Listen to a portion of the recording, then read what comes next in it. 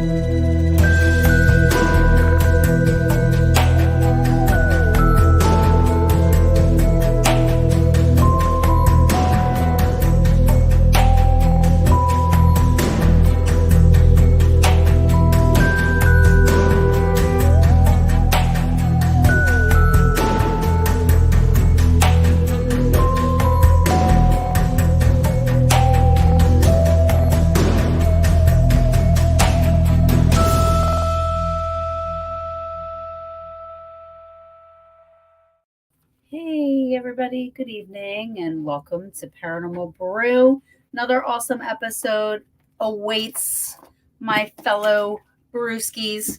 Tonight I have author Adam Shefts. I met him this year at the Gettysburg Battlefield Bash.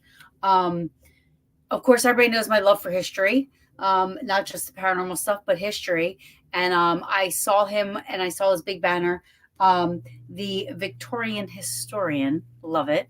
But he has right now 3 books that I have the pleasure of reading. And everybody that knows me and watches my show knows how bad I am with ADHD and how bad I am as a reader. But his books, History's Haunted Headlines. Let me tell you about how awesome these books are. We are going to talk about how awesome the books are. But so I'm really excited about this because I don't think Adam realizes he just got a stage, I'm sorry, Adam. I don't think he realizes he just got a stage 10 Klinger fan because his books are just amazing. So I'm going to shut up so I can bring him on so we can talk lots of haunted history headlines and stuff. Let me see. Adam. Hey, Taryn. Hi. Good How are evening. you? How are you? Good. How are you? I did say your last name right? It's Shefts? Is that how you say it? Yep. You got it. Okay, cool. You got it. Yeah. So we met at the bash. I instantly love you, right? And so I wanted you to come on my show, and I have your books, and I got to tell you, they are. I don't know if authors like to hear this, but they are easy reads. But it's so good. Like I can follow everything. So History's Haunted Headlines. Okay, so Adam has taken from 1850, right, and it goes up to 1889, right? That's right. Although I read though, look at me, I actually took notes. You took notes. For you, like I've never in all of my shows ever had stuff written down to talk about to talk. Oh, that's great. So you wrote from 1850 to 1910. Yes. So I didn't get to the 3rd volume yet, just so you know. Oh yeah, no, it takes a while. I mean, the books are thick, but so it's going to be 4 volumes altogether, and I'm not sure if I'm going to volume 10 or stopping at 1900. I haven't decided yet. Okay. But I may end up pushing it to volume 10, but there's other topics that I want to write about also. Not necessarily paranormal related, but definitely very strange history. Crimes of the 19th century. That includes murders and that kind of stuff. I just have a lot of ideas, but I definitely love researching the paranormal. Yeah. And writing about it. And these are all stories that are from 19th century newspapers that I put into my own narrative, but also included lots of actual quotes from newspapers also. Yeah. But I made it an easy read because I too have trouble getting through books at times, especially if chapters are so long. So I like to keep chapters to, 5, 6, I think maybe 8 pages is as long as I've ever had a chapter in a book. But I like easy reads myself, so I write the way I would want to read it. it's super. Like they're amazing. Like I love it. Like I'm like, why didn't I know about this sooner? You know what I mean? Because first of all, it has everything. Like there's so much in here. So I really quick, these, can I tell you that I literally this is a perfect book for me. Your books are perfect for me. Thank you. So I know I'm jumping ahead because I know eventually we would get to talk about these, but you have like these spec, I'm going to say this wrong, but spectropia, Yes. right? Yes. So there's pictures in the books of like what these things were. And it says in here, if you stare at these and then you look up at the ceiling, right? To my understanding, if you see the image, then you're haunted. That's a belief. That's a belief. Okay. Really, this is just a way for, so basically, and we'll go into this later because this ties Yeah, I into know. I'm something else jumping. also. But but basically what you're supposed to do is there are, I believe, 16 images. And Yeah. of course they're in color. In my book they're black and white. But hi Kathy. Uh um, what you're supposed to do is stare at the images. You're supposed to hold them about a foot away from your face and stare at them for 20 seconds. And then look up at, like you said, a ceiling, a wall, a white screen, and then blink rapidly.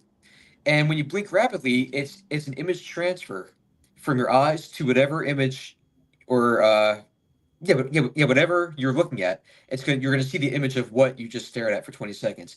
And that is actually how people saw ghosts in their own home for entertainment during the 19th century.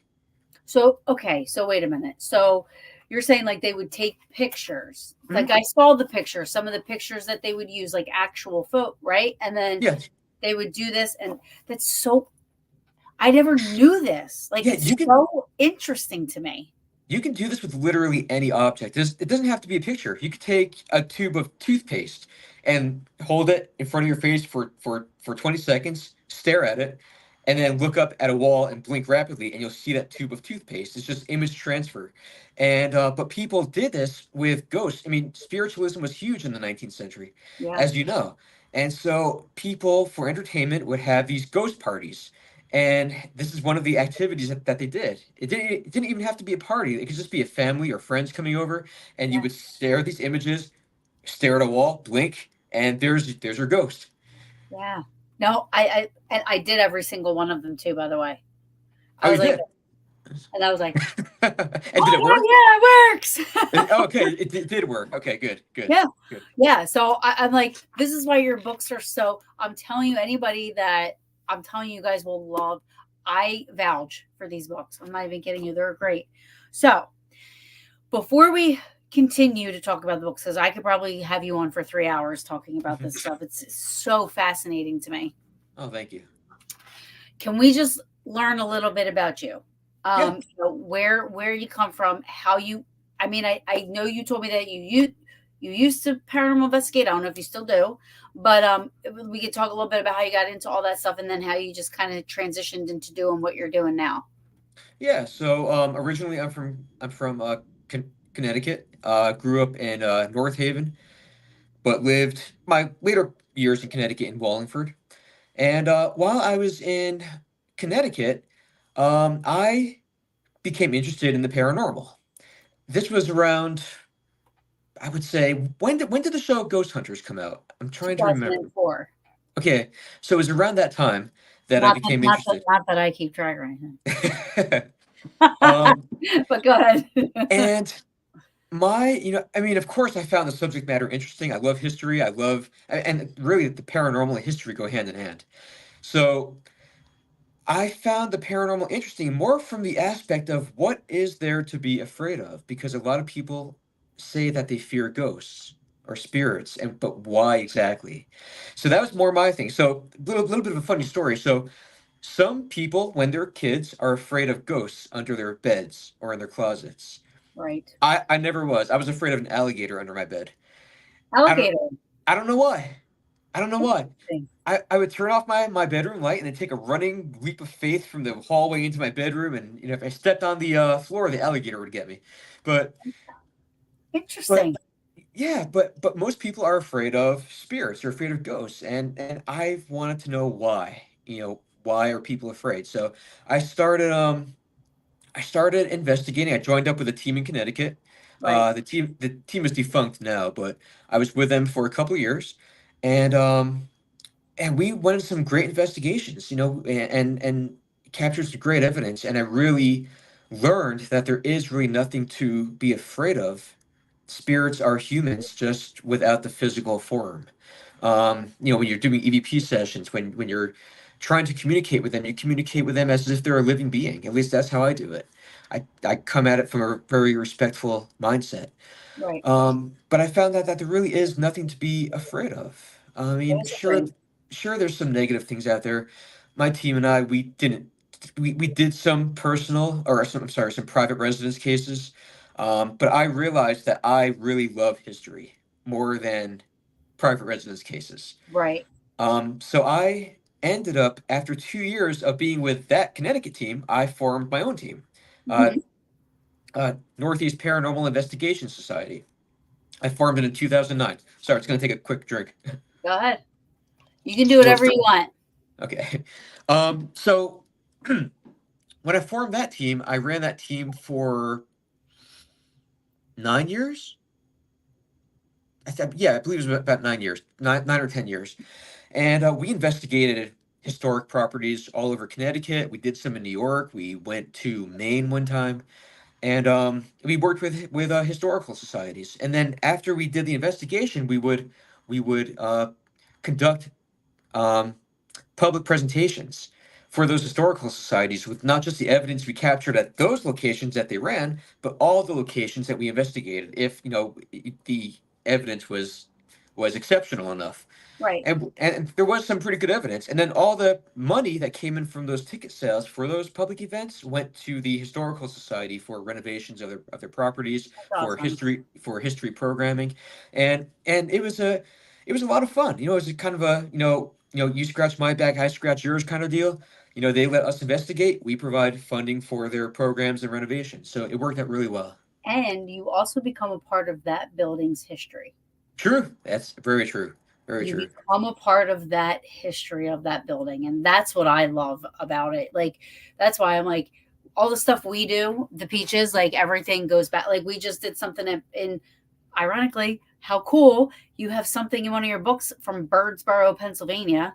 Hmm. And that's where like my dad lived and grew up. My grandfather, my family, some of my family roots are there, which nobody's ever heard of Birdsboro, Pennsylvania. You know what I mean? It's this little town, but we just did an event there and we raised 14. Todd is in the chat. He could probably correct me if I'm wrong, but I think we raised the $1,400 and all of it went to the all of them went to it all went to the property, the That's building amazing. That's center. amazing.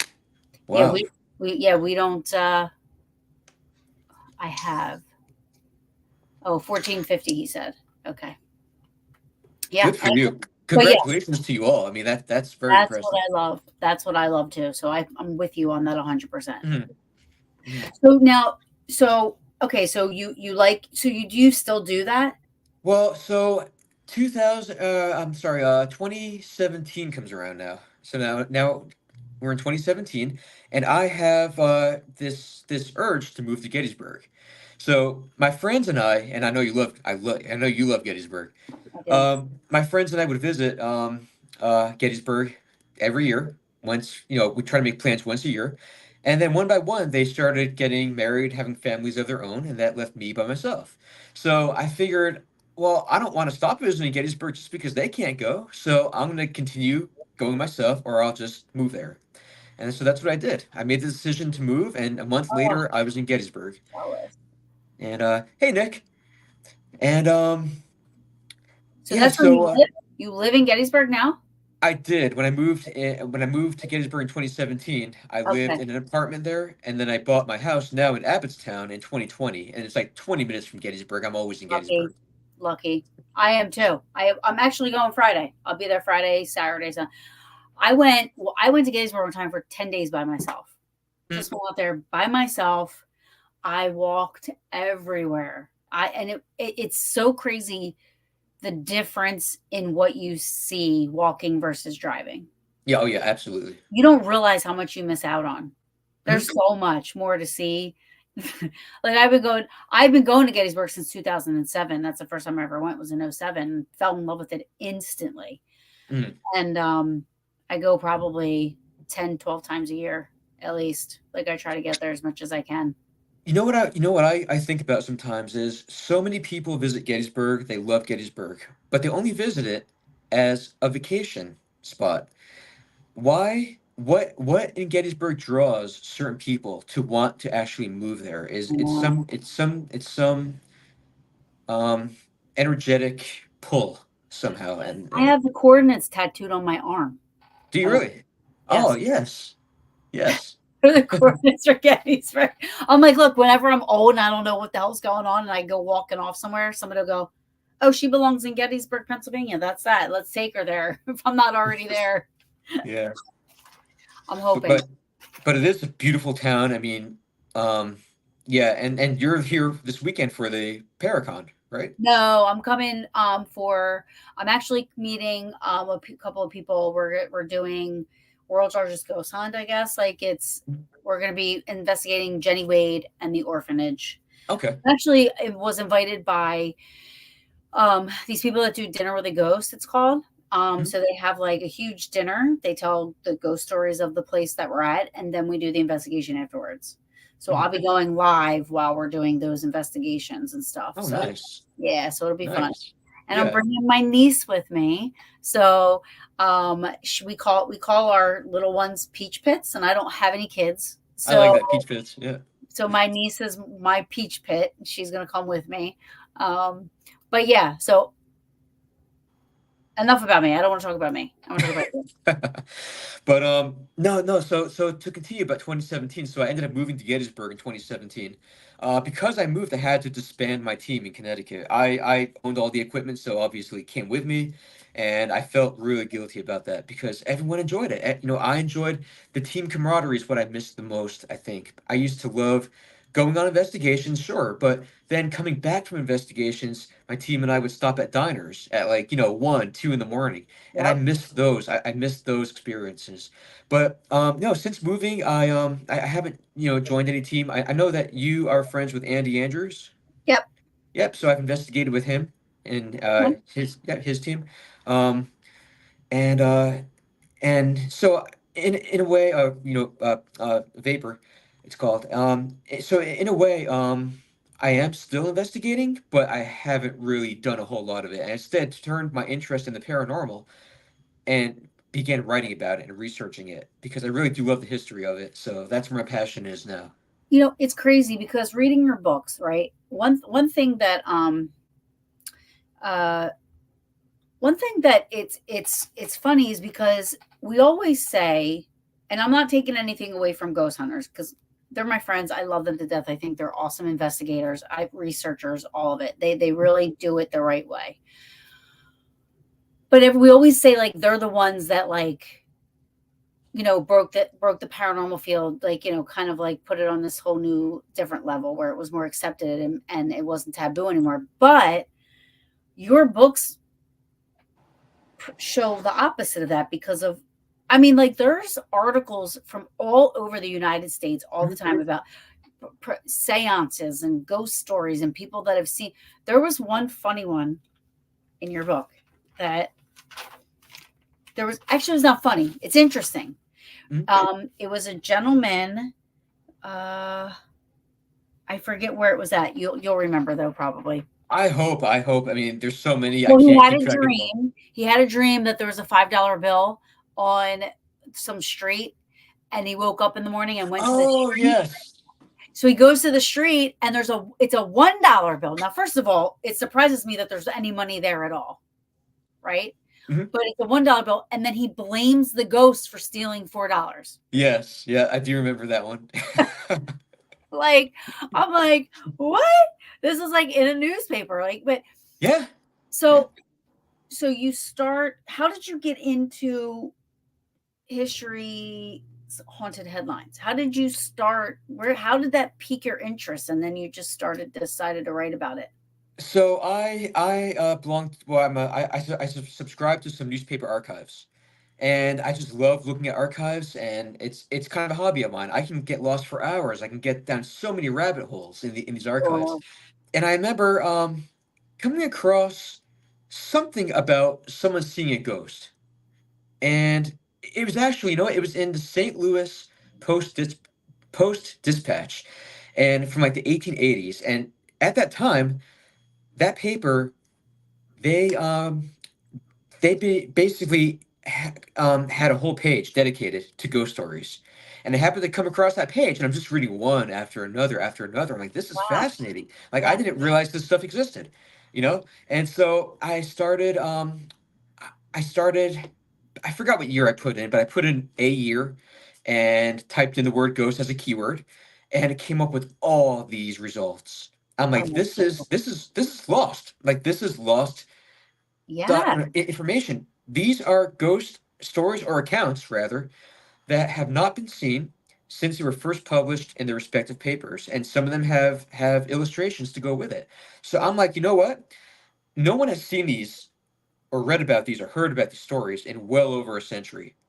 Well over a century. Right. So I'm gonna bring them back into um, basically the forefront. I'm gonna bring them back, and I'm gonna write a series of books, and people are gonna be able to enjoy these stories and see these Love images them. just as they enjoyed them back then. It's literally so cool to see these newspaper articles and stuff, and to hear the background story. You Now, you didn't have to get, I mean, obviously these are like 1800s, you know Mhm. what I mean? So like, how did that go with like permission wise, like being able to use like the material, you know what I mean? Like, Yep, how did that? it's public domain.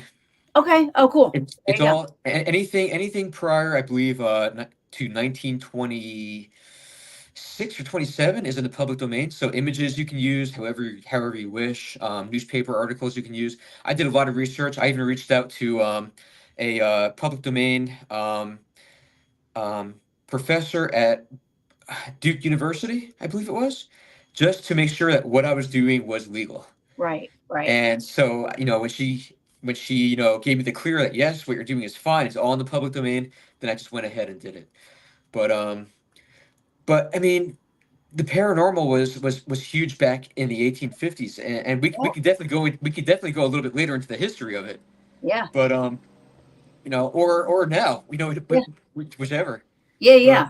No, for yeah, sure. I mean, that's what I'm saying. Like, as I'm reading, I'm like, we always keep saying, like, like it really wasn't a thing or it was like taboo, but it really wasn't. it wasn't. In fact, it started out in 1849 Yeah. with the Fox sisters, and I actually have a picture of them, and I know you've seen it in the book. But the Fox sisters, if you can see that, Uh huh. so we have Maggie, Kate, and Leah from left to right, and they lived in Rochester, New York, and they became interested in spiritualism. They became interested in communicating with the other side. It started out as jokes with their mother. They would take an apple and roll it across the floor, and it would make a thud sound. And the mother would come up and to their rooms and be like, "Is everything okay? What happened?" Because I guess sound travels, through the house back then, with the floor, wooden floor planks and everything. But anyway, so the mother would come up, and the sisters would say, "That wasn't me." Right. That I saw the apple drop to the floor and roll across the room. Right. And so they would do these pranks, and it became so that they became a little more interested in the paranormal and wanted to really now explore what it was about. So they ended up trying to communicate with spirits, and they were the first ones to use table tipping as a method of communicating. They also created this method of using the alphabet.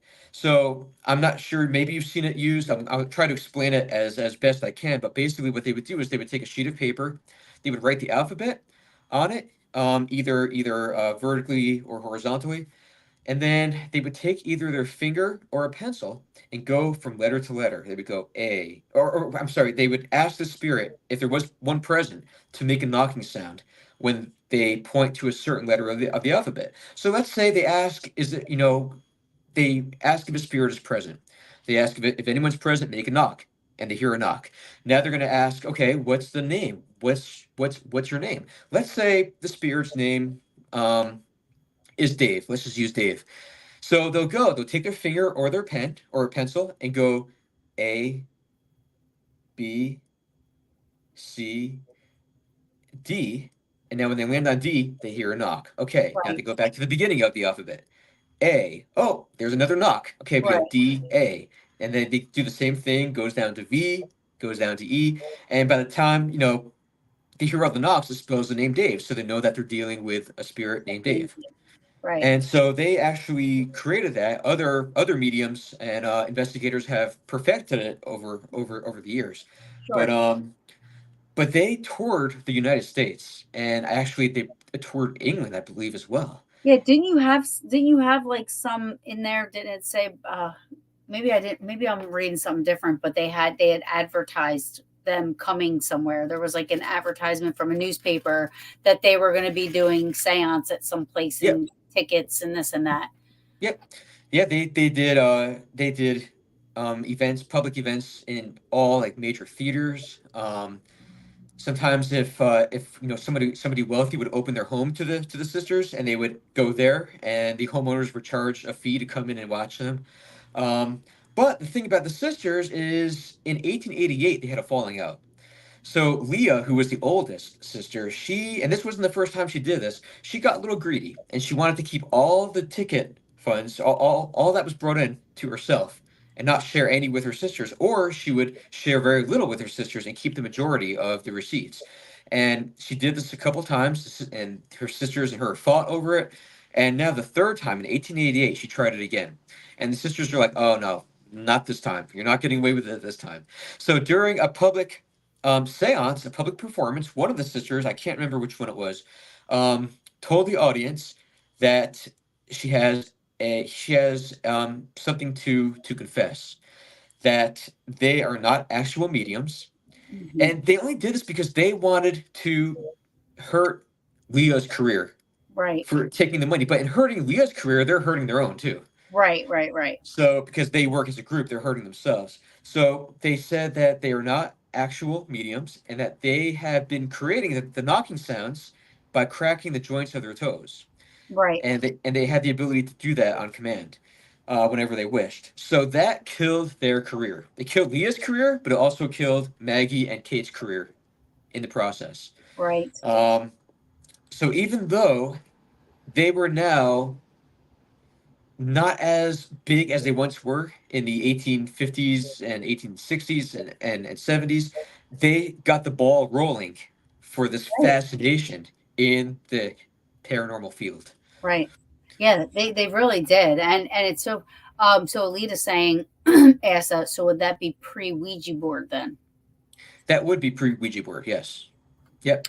There Um, wasn't that the Ouija boards didn't exist then. The closest thing was, again, what I had mentioned, is that they took a piece of paper and wrote the alphabet on it. But the Ouija board came out in I should have written this down before coming on here. Um, I think it's in volume 3, I is it? believe. Which Of course, which that's where I didn't get to yet. Yeah, and that's the 1880s. But there is an image of the first Ouija board that was reported to be the first Ouija board. And I do have an image of it. It looks no Oh, different you than have Ouija it. boards today. I'm sorry. You have it. Oh, the picture of it? Yeah, I'm skimming through your book right Oh, I can skim through Oh, too. wait I a don't. minute. Hold on. I think I see people using one. Oh, this? Yes, that's it. That's it. Yep. Can you see it? So that was, I believe that article, or that entry, was a reporter had attended a Ouija board session or a seance, and he sketched out what he saw the first Ouija board to be. It may not have been the very first Ouija board, but that's what he saw as the first one. So he sketched it and included it in his article. Right.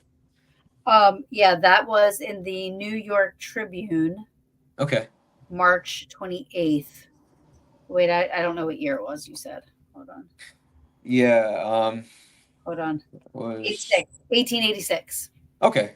Okay. So the Ouija board could have been around before then. It's just that that was the first time that this reporter saw it in person, and he wanted to provide an image of it in his story. Yeah. Pete or Todd, he's asking, does he use newspaper.com? I do. I do use that. I think you probably use several, right? Is there more? I use newspaper.com, and I use the Library of Congress, Oh, their website. They have some very good material in there too. so Right. go ahead. What were you going to Mhm. say? Oh no, no, I was just gonna say that a lot of the most of the stories. I'm He sorry. said he's your brother from another mother. Yeah, hey, He's awesome. the same. You should see. He has Birdsboro. He runs this like Birdsboro past like history page. He's the president of the Bird Mansion, the one that we were just at. Mhm. He is all over it. He helped me find like my family and everything like that. Like I'll make connections in Birdsboro with my family and everything. Yeah, he does the same stuff you do, like with the researching and everything. So he knows about all the rabbit holes you can go down in that Yes. on that website. Oh yeah. Absolutely. Yeah. Yeah. Yeah, and that's how I found no topics for other books I've written, just rabbit holes looking for ghost stories. So, but I love it. I yeah, love it. but a lot of these stories, and as you see in the books, a lot of these stories, um, well, when I find them in newspapers, they are very long and very dry. Sometimes there's a lot of details and that don't need that have nothing to do with the story. So what I've done, and again, I'm someone who likes to read short entries. You know, Yeah. keeps I don't I always Yeah. have the mind span for a long story, Right. but. So what I did is I condensed these stories and newspapers down into my own narrative, but included all the necessary quotes to the story. So I Right. basically write the setup, then there's some quotes, and then I'll write like a bridge to another quote. So it reads in a quick and exciting pace and keeps the interest of the reader. And I of course include all the images that are in it too. Which is great. And there's poetry in there. Yes. I love the paranormal poetry that's Mhm. in there that people would. I mean, even when it was, I mean, I think you had put something there like that. They left a note to pay for the newspaper, like they put an Yeah. article, and it was like it was paranormal related, but it was really telling the people like you got to pay for your newspaper. you Yeah, know, yeah. So yeah, I mean that was popular at the time. A lot of papers did it, where editors would write a note saying, please pay us for your paper. We don't want you to stop taking your paper if you can't afford, or taking our paper if you can't afford to pay us right now. But please don't forget us. right? So and then they included ghosts into this, and basically it's saying if you don't pay for your paper, the editor when he dies, he's gonna haunt you for Yeah, not paying for it. So it's yeah, just it's so cute. I love it it. is. Um, so I already asked you one question. Yeah. Oh, so in the book, there's a lot of stories or like it would say like it was like maybe like an Ohio newspaper, but they reported something that happened in Philly. Mhm. Was that common Very to common. and did you ever find the story written in a Philly paper or was No, it just that's so how did that happen? there were times when I looked in papers. I'll use your two states or your two locations as an example. There's been times I've looked in an Ohio paper, found that Philly story that and that's the only paper it appeared in. I tried to cross reference, couldn't find anything else. Just it could be a very small town paper that just happened to catch wind of something that happened somewhere else, and they're just reporting it. Maybe it was a slow news day. I don't know, but Yeah, no, um. I think it's great that they did it, or Yeah, else we actually, would know. Gettysburg, the Gettysburg compiler, I Hmm. believe, Hmm. they wrote a story. They covered a story about a haunting which happened. I don't remember which state it was. I can't remember which state, but it definitely was not in Pennsylvania. And so I thought that was interesting. I didn't find anything from Gettysburg though in my research. I mean, yeah, of course, there's stories now, but back then in the 19th century, I couldn't find anything from Gettysburg. Of course, I haven't looked in the 1890s yet. So Oh, maybe there is something in the 1890s. I'm yeah, currently working on volume 4, it's interesting. which Yeah, covers the 1890s. So you maybe know, I'll come across something. you know why that's interesting is because like there was reports of like the guys that were on Little Round Top claimed that somebody looking like George Washington rode up in the middle of the night and told them where to go to win this fight. You know, like it was a white horse. So he had the white hair, and he talked to them, and he said that and there was more than one soldier that saw this person or this whatever this was. And he just rode off and disappeared from what their all accounts were. You know, like he said, this is what you want to do, like kind of gave him like a strategy and then just kind of like rode off. But they could tell he wasn't of that era. Mm-hmm. You know, they were like totally, I mean, like so random, but there is stories that come from the battlefields, like during the war, you know, of the soldiers seeing stuff, you know. And now people might argue they were hungry, they were tired, they were sick, they were wounded. But when you have a group of men that all see the same thing, you know what I mean? Yeah. Yes. Have you ever had your own experience, or the Peaches? Have they ever had an experience in Gettysburg? Personal experience? Yes. What did you experience? I've had so the first time I went to Gettysburg, I went grudgingly. My mom was like, go to Gettysburg with me. I'm like, what is in Gettysburg? I was not I hated history in high school. It's so crazy now. Now I want to go back to high school and I just want to go sit in history class and I want to go back to school so I can learn all this stuff. But like, I hated history. I hated school, to be honest with you. But anyway, my mom didn't have anybody else to go with. So I'm like, fine, I'll go with you. And instantly fell in love with it. She's like, let's take one of the ghost tours. And I'm like, now at this point, I was into that stuff. Like I was an enthusiast, right? Like I was like, oh, this stuff is so cool, but I never wanted to experience anything. I was afraid of it. Same reason why you were like, why are people afraid of it? Mm-hmm. I was scared to death of it. But I still would read like scary stories to tell in the dark, or I'd watch, Twilight Zones and Creep Show, and I was all into all that stuff, right? But wanted nothing to do with it personally. So we would go on our first ghost hunt, and it was one of those. They walk you around, with the lantern, but then you paid extra if you wanted to be a part of this like ghost hunt with this group,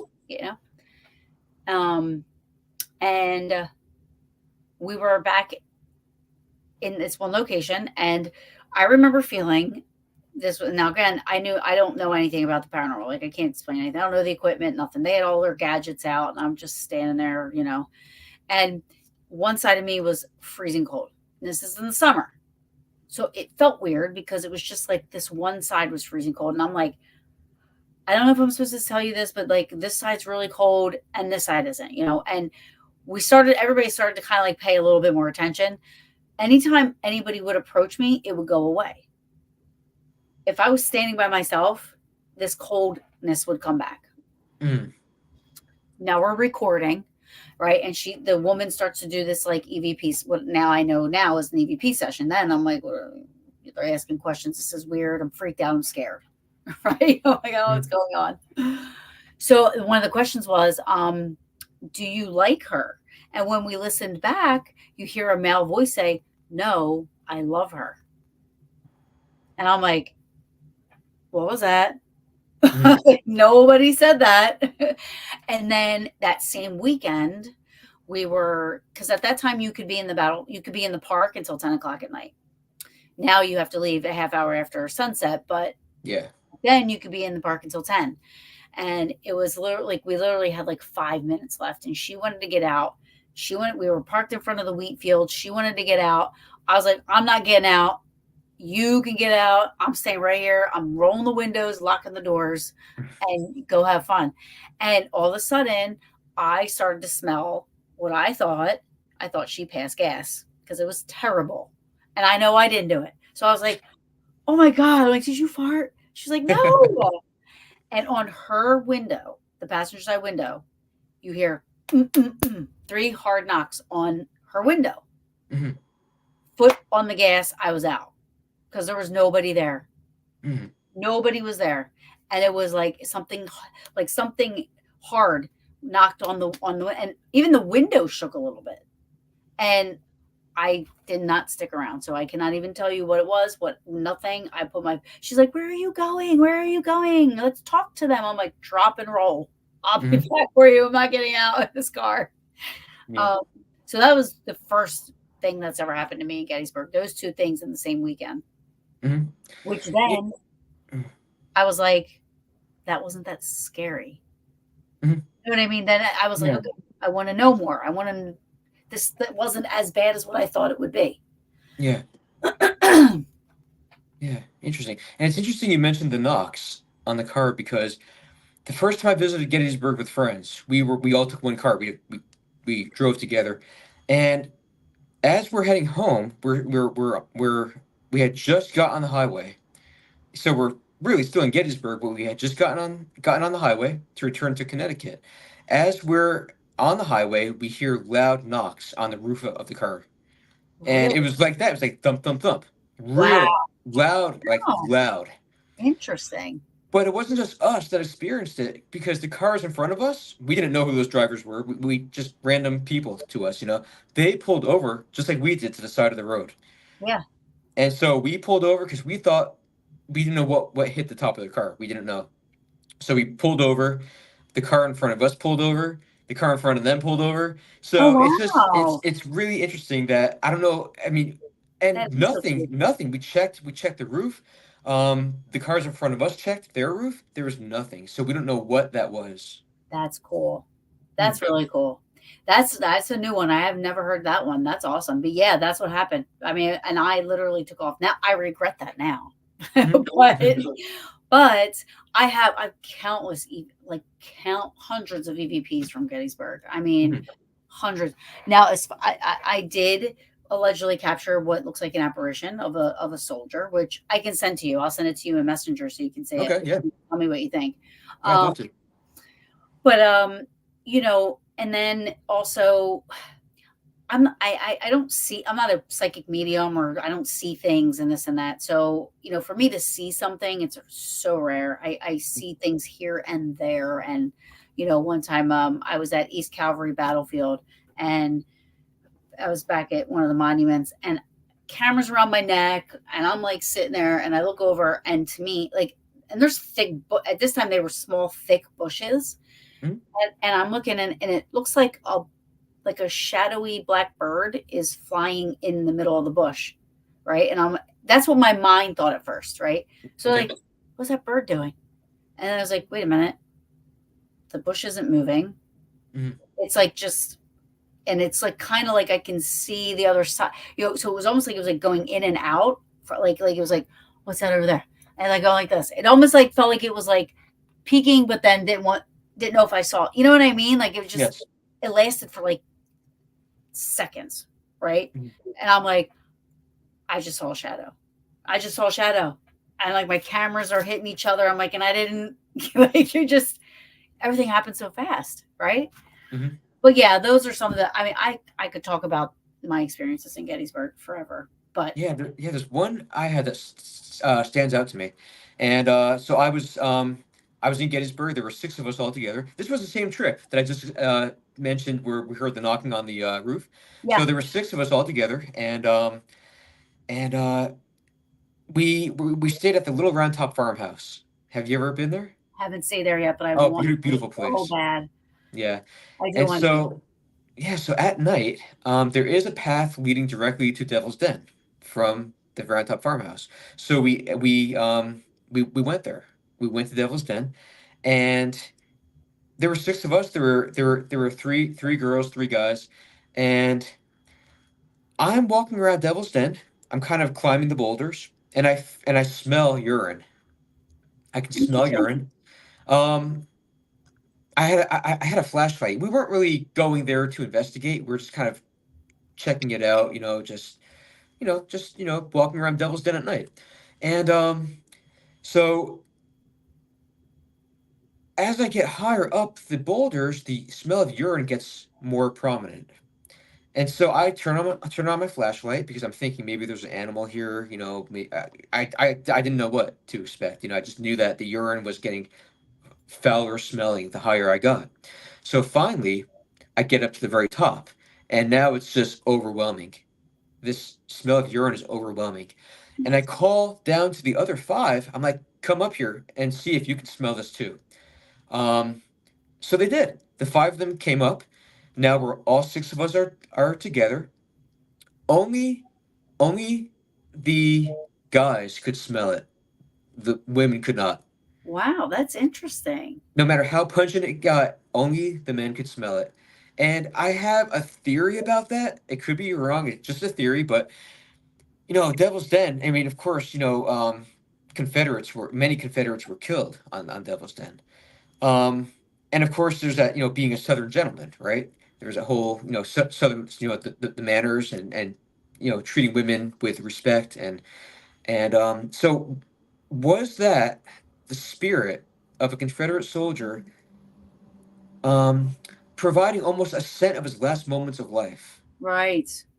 but didn't want to offend the ladies because he was a Right. gentleman. Right. So he only allowed the men to smell it, Yeah. if that makes sense. Oh yeah, 1000%. I totally agree with that. I mean, that's definitely a great theory. Um, and it's funny you say urine because there's times that and not Gettysburg, but I mean, there's locations I go to where I smell urine. So I don't know if that's like a thing. Um, but I definitely like with what you're explaining, that definitely absolutely could be. I see that. I mean, I could totally see that happening. It's a good theory to have about that. You know what I mean? The fact that they couldn't smell. I love that. The fact that they couldn't smell it, I love it. Yeah, you If couldn't smell a everybody thing. could smell it, somebody could argue that it was something, you know what I mean? But if three people are smelling and three people aren't, and it's that strong, Yeah, like what is that? Right? yeah, Devil's exactly. Den, the only thing I've ever seen weird there was a white owl. White owl. A white owl. So it was me and two other people, and I'm seeing now. At first, I thought, "Am I really seeing a ghost flying through the air?" Because it was like this white, like thing, like coming towards us, and Mhm. we're all like, "What is that?" Because it was nighttime. It was like 9 o'clock at night. You could only, and I tried getting pictures of it, even when it was sitting in the tree, and all my pictures were freaking blurry. You Mm. can't even see it. I wish I was so mad at myself. But yeah, it came whispering through, and then it sat on the witness tree and Oh, just sat there. interesting. Hmm. And we were like, "That's a white owl." Mhm. We're like, Hmm. "What?" I've never seen one in Gettysburg again like that, but yeah, white owl. I was I've never seen one at all. yeah, no, I'd yeah, like to someday, but yeah. yeah. That's the only time that I um. Let me see here that I've seen anything weird there. Also, I've had so many experiences in Gettysburg. Um, I'm trying to read some of the stuff I wrote here. Mhm. I did ask you that. Okay. Oh, I want to ask you this. So, like, volume one, you have these certain years or whatever. And then, volume two is the next set, and then volume three is the next set. And, like, I do note, I did read, like, there's a lot of claims from the same areas in all the years that you've written about so far. Mhm. So, like volume one has the same areas as volume two. Some, you know what I mean. Some have you come across any articles that correlate with past articles that were put up, like reoccurring um, things Yes, that people are writing actually, yes. There was a sighting on a couple occasions of a spirit seen in a location, and the spirit was said to kind of toy with those that it was trying to scare. Um, but it would like chase people in the streets, so it was probably a person, I mean, because not all the stories are actual spirits. It's just anything that has to do with ghosts or spirits ends up in this book, in my about. in my series of books. So it could be somebody playing tricks, Right, somebody dressing up as throwing a towel over themselves and chasing yes, people in the streets. And then yes, you have these like literal ghost hunters with guns and baseball bats trying to hunt this guy down. So they've stopped scaring people. But yes, so that has happened. I've come across articles later on in different decades where it refers back to, in, this year, this happened. So yes, it's very few. It's very few, but there are some articles which reference previous articles.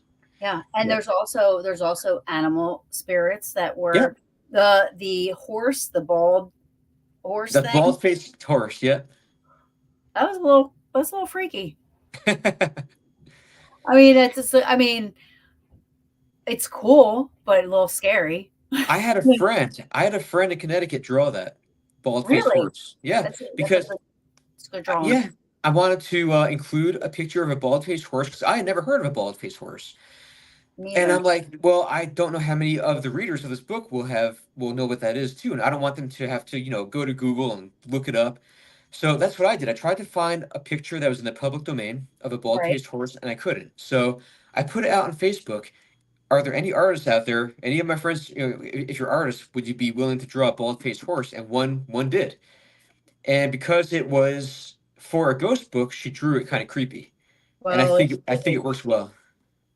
it almost looks like it has no. Hold on, I'm looking for it. I'm not being rude by looking down. I want to Yeah, yeah. show. Everybody should just get the books. To be honest with you, you guys will love them. I mean, they're just so good. Yeah, I mean, if you want to read, stories of hauntings and seances, and sometimes seances gone wrong, I'm sure you've read Yeah, about fights, fights that occur during seances. here it is. Um, yeah, Hold on. Can you see it? Okay. I can. Yeah, there it is. It almost Yeah, looks like a skeleton face, but it then does. you know what I But mean? but if you look up a bald-faced horse, it does actually look like that. Oh, Yeah, some of them have different amounts of area of the face that's white, but some of them are completely white, and it does look like a ghost of a horse. wow. So yeah, so she did a good job with that. She But did yeah, she did. for She sure. did. Yeah. But Um, these are all yeah, stories that no one today has ever read, ever heard of. These are all entirely new to anyone living today, and that's what I love about compiling these stories in these books. yeah. Well, you know what? Not to go back to Gettysburg because I don't want to get stuck on that. I could talk about Gettysburg forever. But you talk about, I read in there about Gettysburg with this ghost train. The ghost. Oh, the ghost train. So the train where it was like coming at them. Now, and some of the people like jumped off because they thought they were gonna, Oh yes, yes. and they hit the brakes and they're like blowing the whistle and this train is like they're still coming at each other. I've always thought that Lincoln's train Mhm. was, the ghost train. I've never heard of another one. There are quite a few, especially during the 1860s and 1870s, and there are quite a few stories of conductors and the firemen on the train jumping out of the train, or well, if the fireman jumps out, but or the conductor causing the train to come to a screeching halt, and then Yeah. he and the passengers will look around for something they thought that they hit somebody, but there's no one there. There's no trace of blood or anything, and it's also amazing during this time period how many police officers fire their guns at ghosts. It's I amazing. know. And that was the other thing I was going to tell you. Like, it's so crazy that, there's all these, like, there's congressmen, police officers, and the buildings and stuff. Like, it's all like, you know, prominent, respectable, people that are most likely to tell the truth. Mhm. You know what I mean? Like having these experiences. Yeah, and oh no, there's some very high profile people that I Yeah. think in volume three, I think it's volume three when oh, what is his name? Garfield. When Garfield was assassinated, his or the spirit, yeah, is it Garfield's? No, his assassin spirit was seen around the jail where he was kept, Oh, awaiting execution. But I believe somebody in the White House, if I remember this entry correctly, someone in the White House who worked closely with Garfield, he was like their right hand man, and I can't remember his title, but he would hear the spirit of the president pacing overhead. dude, that's my number one bucket list to investigate. The White House? Yes. I wonder if I anybody has. no, never. I would love to get in there because I have like a couple books on the White House ghosts and stuff like that. Like all the presidents that have been there and they've, reported weird stuff happening, and I'm like, oh, that is like, I know it's never gonna happen, but it still is. So it'll always be my bucket list, number one Mhm. bucket list. But Yeah. yeah, the White House, just I would love to get in there. Yeah. Yeah. You know, I'm sure there has to be somebody who works there who has children who are fascinated by the paranormal, and they're like, asking and their get parents to yeah. just set up recorders on the first floor one night, just let them record overnight. I'm sure it has to have happened. Maybe, I don't know, but Who knows? I don't know. It's crazy to me. hmm, Um, um, and then you wrote about. So it was nice hearing about like like animal spirits in there too. It wasn't just it wasn't just. And you're right. All your stories aren't like stuff that's like supposedly true ghost hauntings. You know what I mean? Like it has something to do with ghosts in there. So that's why it's such a cool. yeah, It's refreshing. It's different. You know, and like you said, these stories would have gone un like nobody would ever know that yeah. this stuff happened. You know what I mean? Like, Nobody. Basically, I looked online to see if there were any books like this, and I couldn't find any. So I'm like, you know what? This is something I would want to read, so I'm going to create it. If I, I can't be the only one interested in this subject matter. If I'm interested in it, others must be as well. So, yeah. Well, I never um, knew I was. Now I love it. good. Thank you. Thank you. There's four questions if you don't mind. Let me. Sure. Sure. So Kim, one of my peaches. Hi. Hey, Kim. Says, off topic. Have you ever studied and researched the Lizzie Borden story? Thoughts? Do you think she did it? I've never researched it. Well, I shouldn't say I never researched it. I've browsed it. I've read some things on it. Um, that's a tough one because I mean there is evidence pointing to the fact she did it. I don't know. The burning of the dress is kind of Yeah. a big one. And the fact that she was home at the time of the murders. There's also things that you can't explain. Why didn't she have blood on her at the time?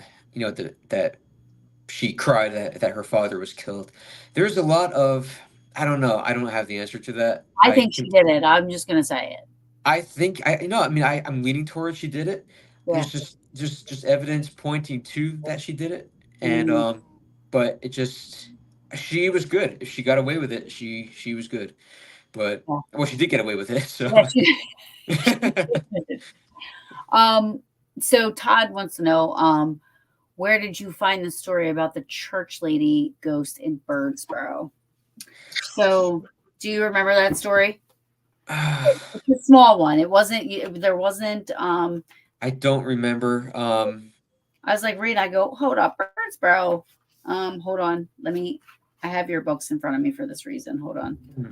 Hmm, What did I say? 1870. It's in your second one. okay. So it's 1871. Hmm. Um. And while you're looking through that, the Yeah. interesting thing about the paranormal is after the Civil War, there was so much death. So there was a thing called the good death, where you would die at home and you'd be surrounded by loved ones.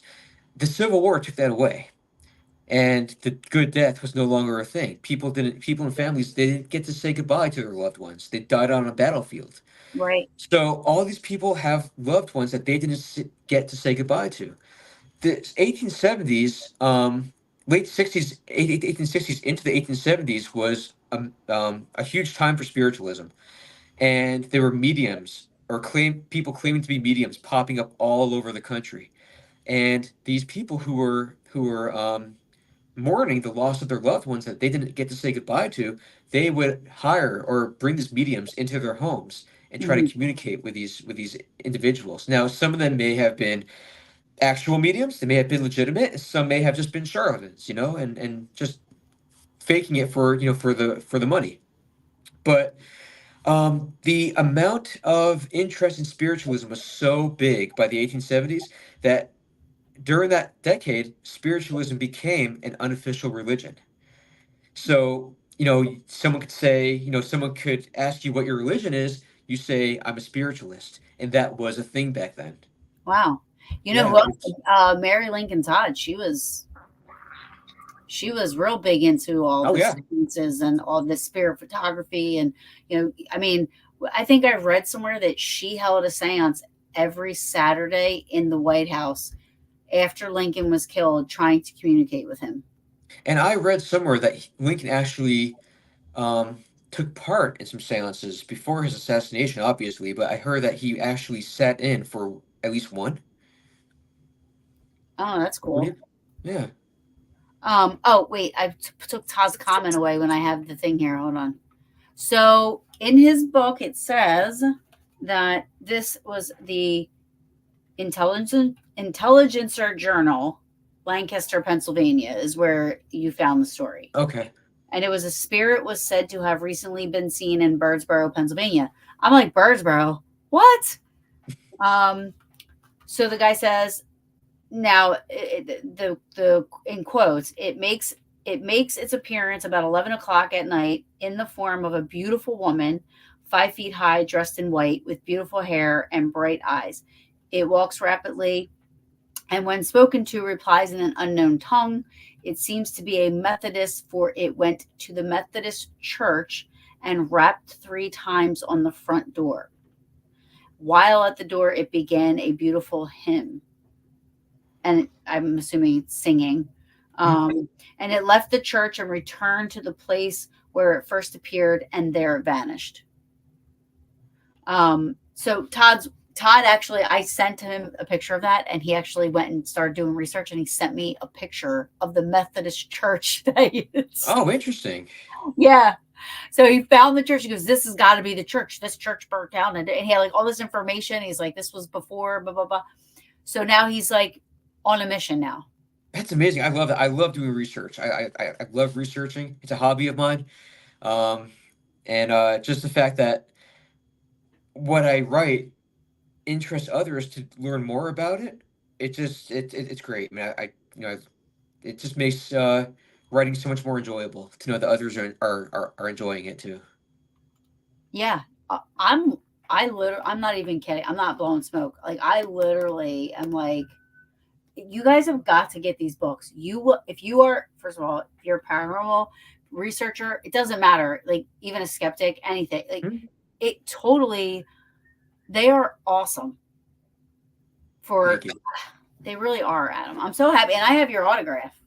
Yes, I signed them all. Yeah, I inscribed them and I signed them You all. did. You signed them all. Let me see. Let me go back to the questions really quick. Kathy, hi Kathy. Will you have the books at Para Unity? Yes, I will. I will, and I'm glad, Kathy. I'm glad you brought that up because at Para Unity, I'm having a paranormal interactive exhibit. Damn it. It's it's called Experience the Paranormal Like a Victorian. So I'm going to have different exhibits that people actually partook in the 19th century to see spirits. Like for instance, at the beginning of this show, we talked about the spectropia Hmm. images, looking at an image, 20 seconds and yeah, that. So I'm going to have a few of those images there that people can actually try. But I'm going to have other forms of interactive exhibits, and you can actually try it with original equipment that people would have used back in the 19th century, and you can experience what it was like to see spirits the way people did at home for entertainment or at parties. So you can actually be literally step in history and try this out. It figures. We And better I'm gonna have it have. next year. Wherever you're going to be at, will you be able to do it next year? So normally I do go to Para Unity. I work it, and but I have a wedding that weekend, Okay. so I will be missing New Jersey Para Unity this year, sadly. Oh, I'm Um, sorry. yeah, but I totally. Oh, that sounds so cool. There's going to be other things too. Like, okay, are you familiar with the Gettysburg Heritage Center? Yes. Okay, so you know how when you walk through the museum, there's stuff on the wall you can read. And I'm going to have that also. So basically, I have my own classroom at this Yeah. Para Unity, and that's where everything's going to be displayed. And so you can actually walk around, you can read stuff on the wall, you can try the interactive exhibits, and of course I'm going to have books for sale too. And I'll be glad to talk with anyone about the paranormal who happens Oh, to come in. I'm so So mad I'm missing it. I'm gonna make I'll somebody. have it. Well, if I mean, are you going to be at the Gettysburg Battlefield Bash next year? Okay, I'll be there too, You'll be and doing all that same stuff. You be doing that? well, I'm going to Oh see no, if I'm I gonna have tell enough. Pam. I'm gonna tell Pam she has to give you a room so we can do this. All right, because I mean, I had to take my display down this year because there wasn't enough room on the table with the Right, books. right. Um, but Yeah, but if you get a room, I can like a set it up space, with the room. Yeah, yeah. yeah, we'll have to talk to Pam about that Mm, because I okay. think that's awesome. I absolutely love that. I think that would be so cool for people, um, to Yeah, be able to do, and I want to do it. So, absolutely. And I want everyone to experience and enjoy it. Yeah. so I'm gonna bat my eyes at Pam and Steve and say, "Come on, give him a room so he can." Turn on the charm. Adam, you look like Paul Rudd, younger version. Yeah, I hear that. Yeah. Nope, I think I said Richard Gere. I get that too. And twice in one day I got oh geez, what's his name? The founder of Facebook. Oh, Mark no, no, Zuckerberg. no, no, no. I got him twice. So Really? maybe it's my big nose. I don't know, Oh my gosh, no. You have a big nose. I see the Paul Rudd, I see the younger Paul Rudd, but I also see Richard Gere. You have Richard Gere's like eyes and like I don't know. I don't know how to explain it, but yeah, I see but both. But not Mark Zuckerberg for sure. Um but yeah. But I can go uh, into some more history if you like. yes. My Yeah. peach says she sees Richard Gere. I see Oh, Richard okay. Gere. I guess Officer we'll take a and vote. gentleman. Yes. I guess I guess everyone can type in their vote, and that's who I look like at the end of the program. So, but yeah. So what was I gonna say? Okay. So with the mediums, and I know you didn't get to volume 3 yet, Right. but with I'm sure there's mediums watching tonight, right? Yeah, there was yep, yep. Okay. So if you were a medium and you lived in New York, I believe, is it New York? Um, yes, if you lived in New York City, you would have seen in newspapers a challenge that you could accept and you could win money. Oh, yes. So there was this skeptic. His name is Henry Guy Carleton, and he was a journalist and a playwright, and I have a picture of him here. If you can Okay. see, can you Yep. see him? Okay. Yep. So he was a skeptic. He didn't really believe in mediumship and all that. So he issued a public challenge that if any medium can come to a public, I guess, seance, if you will, and convince him that spirits are real and that you have the ability to communicate with them, you will win money. Now, he listed a set of 11 rules, and I have those rules in the book. So if you were a medium, these are the rules you would have had to adhere to be a part of this. If you'd like, I can read them. Yes. Okay. So, all right. So listen up, mediums, and see if you will pass the Richard Guy Carleton test. Yeah. So I'll try to go through these kind of quick because there's 11 of them.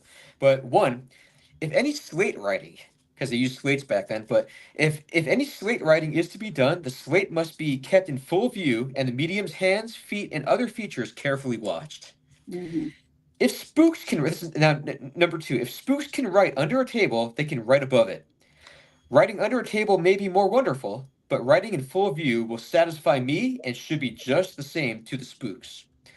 Number three, if raps are to be produced, they will be produced upon a table which will be of my providing, and no knee joint, finger, or toe joint raps by the medium will be allowed. No fair minded specter can object to this rule. Number four, if any spook personally acquainted with me wishes to introduce himself, he must write upon two slates held in full view his name, age, weight, and condition, together with a statement of how the incidents which happened last time we were together, whether full or otherwise. Yeah. Number 5, materialization of fruit, flowers, pie, etc., must take place in the open air as a guarantee of good faith, and I must be allowed to squirt pepper sauce into the eyes of any apparition of whose spiritual nature I may have doubts. That's my favorite one, I think. Wow. What? Yes, squirting pepper sauce into the eyes. Number 6, I will bring to said meeting one $100 bills in a sealed envelope. Oh, I'm sorry. I will bring to said meeting one $100 bill in a sealed envelope, and it will become the property of any medium whose chief spook can read the number. Number 7, I will present the name of an intimate friend, now dead, and if any medium can summon his spirit and write down the place and date of his death, I will pay you $100 therefore. Number 8, the heartless and opulent skeptic who has volunteered to back me in this matter will deliver $1,000 in cash to the medium who will summon any spook who can tell him the name of his dead uncle. Number 9, Professor Herman will be present and $100 will be paid to each medium whose phenomena he cannot duplicate under precisely the same conditions, and afterwards show that they are done by trickery. Number 10, the only conditions to be imposed are those which will ensure fairness and in the impossibility of fraud. Spooks which can only work in the dark will be barred. And the last one, It the only worked in the dark. yeah, That's so funny that was the thing then, because that's oh a yeah. question we get asked now. Why do you only investigate when it's dark, when it's nighttime? You know Well, what I mean? there were seances held in the 19th century. I wrote about some of the books that were called dark seances, and Yes. those were seances which took place like the candle that was on the table would be blown out, or the lamp would be turned down, and the seance would be done in complete darkness. Now, sometimes, like in one instance, there was a somebody leading the seance, a medium, a gentleman who was a medium. He blew out the candle. The seance began, and he took off his jacket. He started taking his jacket and his shirt off. And so when the lamp or the candle was relit, he could say, "That was a spirit that took my jacket off. A spirit came through and took my jacket off and my Right. shirt." And on one instance, he was doing this dark seance. He blew out the candle, started taking his jacket off, was in the process of taking his top shirt off, when another who had paid to be at the seance lit the candle, And caught him. caught him red-handed taking off his jacket, Oh wow. and then Wow. a big like fight ensued. But Oh. yeah, but so yeah, so that's yeah, those were called dark seances, and then but back to this one. So number 11, the last one. The investigation will be conducted at a prominent theater in this city, New York City, within 2 weeks from the acceptance of this challenge. Each party to deposit $500 with the manager of said theater as a pledge, and the gate money to the spooks if they succeed, and to charity if they do not. So he listed these 11 rules.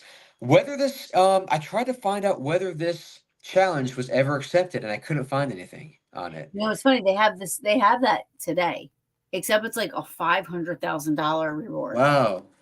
Yeah, like there's Kenny Biddle has something I think on one of his pages because it's I think it's the CFI, the company he works for. They partnered up with some people, like they fly this person out to California. Like it's like the same thing. Like there's like all these rules and stuff like that. But if this any medium can convince and basically convince them or show, and they can't find a natural reason or can't disprove it, this person wins $500,000. Wasn't there someone named oh, what was it? Like the Great Randy, or he it was, I can't remember what his name is, but he was offering $1 million Oh, to really? anyone who can make him believe in It's like, ghosts and spirits. yeah. I think it was the Great Randy. I don't remember. I know he was on television a few times, Huh. but he passed away before anyone could ever convince him that spirits were real. But there was a time though in 1874, I believe. I'm sorry, 1880. When this, I believe, was the St. Louis. Globe Democrat, and the and sorry, I didn't really segue too well into this, but That's it's a different okay. topic. But I just found this interesting. I thought it would be interesting to mention. So the St. Louis Globe Democrat, one of the editors didn't believe in spirits and thought they were actually, it was very foolish, it was idiotic to discuss it, to print it, and he didn't believe that anyone wanted to read these stories, that it was just foolish nonsense taking up real estate in papers. So this one high school girl in 1880, she wrote a letter to another editor of the paper that she wants more ghost stories, not less. And I have her letter. Oh, that's cool. Yeah, so she wrote this, or well, it appeared on Thursday, February 5th, 1880, in the St. Louis Globe Democrat. And I have her letter, which isn't very long. I can read it. Yep. Um, so, to the editor of the Globe Democrat, St. Louis, February 4th, 1880. Dear Sir, it is commonly granted that everyone has a right to express to express an opinion. And this right I claim. Now, I want to talk about the ghost stories, as your correspondent has so contemptuously denominated them. I always have, and I suppose always shall, like ghost stories. I disagree with your correspondent entirely. In these days of light and knowledge, we poor schoolgirls are so crammed with facts from Monday morning until Friday night that to get hold of something that isn't a fact is positively refreshing. In our opinion, the best part of Hamlet is the ghost. But perhaps your correspondent never read Hamlet, as he has such a horror of ghost stories. At any rate, it seems to me that it isn't fair for one individual who doesn't like ghost stories, maybe they keep him awake nights, to want him to deprive us poor schoolgirls of so much enjoyment. They don't keep us awake, no indeed, and we enjoy them. So, Mr. Editor, please put all the ghost stories you can find into your paper. And it's signed a high school girl. And look what you're doing. Yeah, yeah, and and that paper continued publishing ghost stories. So whether it was her letter, which allowed that to continue, or they were just going to do it anyway, it's just interesting that she took the time to write this letter, Yeah. and and Yeah, and look, and thankfully, right? Because that contributed to some of your writings, you know? yeah, yeah. Um, and so smart little thing, you know? Oh yeah, absolutely. But there's all kinds of stuff in this book. I mean, there's of course there's sightings of ghosts. There's of course hauntings. There are pranks. There's pranks gone wrong. There's pranks which result in death of someone. Mhm. There's animal ghosts. Uh, there is. I mean, It's you name everything. it. Yeah, you name it. It's think of anything involving the paranormal, and it's in the books. I love how it's interactive too because you put stuff in there that you can literally test out yourself and like I said, again, the poetry stuff, like Mhm. it's just there's nothing it's not redundant, it's not the same like you're reading like you know what I mean? Like it's just you turn the page and you don't know what you're gonna get next. Mhm. Like you're excited to turn the page. Yes, yes, and that's what I wanted. That's what I wanted from readers. I wanted them to be excited to turn the page. Crystal, hi Crystal. She said, "Have you ever researched a story where you found out the story to a haunted location was completely documented differently, the story or legend you heard?" Interesting. I can't say I have at this time. I can't say I have. Let's see. Have you ever found any story at the haunted location was completely documented differently than the story I've heard? No, I can't say I have. Yeah, Yeah. yeah. Like you hear one thing about it, and then you do research and you find that it's something totally different. Yeah. No, that hasn't occurred. Yes, animal ghosts. Yep.